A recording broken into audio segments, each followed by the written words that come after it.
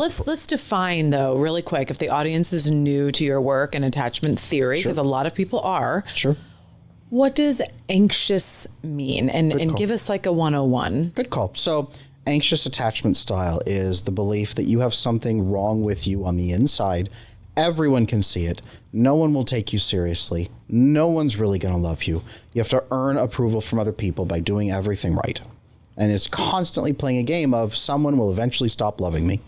When is that going to be? Well, every good thing I do pushes that day out one more day. So you have women like this. You have men like this too. And a lot of guys like this go on the internet and say, I keep getting hurt. Well, yeah, it's because you mostly connect with women who have avoidant attachment style, which says nobody else can ever be trusted. Everybody else is going to betray you. Everyone will hurt you. You have to keep everybody at arm's length forever. That's avoidant attachment style. And when you get those two together, it's horrifying because the avoidant person will push buttons to make the other person feel good and follow them. But then they feel smothered and chased and overwhelmed because the person gets too close. So then they run and freak out. And the anxious person says, oh, this is amazing. Somebody loves me this much right up front. Day one, flowers, flying me to Paris on our first weekend. And then they move in, they smother, and then they get abandoned and they freak out and chase.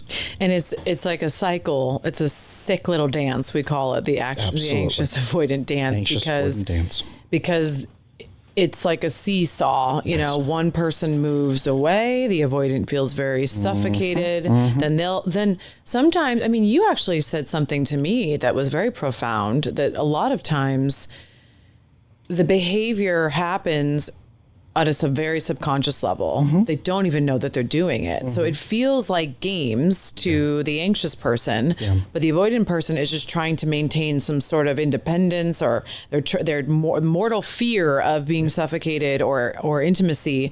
So they're doing it just as a reflex, to be safe. Almost like a stove that we try and touch, and it's, what do? We move our hand away. Yes. So to be safe. And then, of course, what happens is that the anxious person will feel even more triggered. Their abandonment gets triggered. They chase even more. And then they pull back because they're trying to create safety within themselves because they're going, oh, I can't trust this person. What's happening? So it's just a big triggering mess. And, you know, and so much of the dating advice we're going to cover here today comes down to, on the internet, if you're anxious, try to pretend you're not.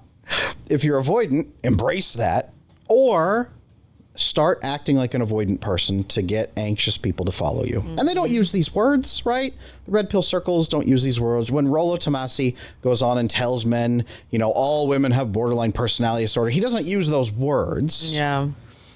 But he says all women have these features. They are incapable of loyalty, right? He tweeted, you know, there is no such thing as a high value woman. Imagine saying he's got a daughter. Imagine looking your daughter in the eye and saying, I'm sorry, sweetie, you will never be a high value human being because I know, he does have a daughter and a wife. Which is pretty rough. But you think about that.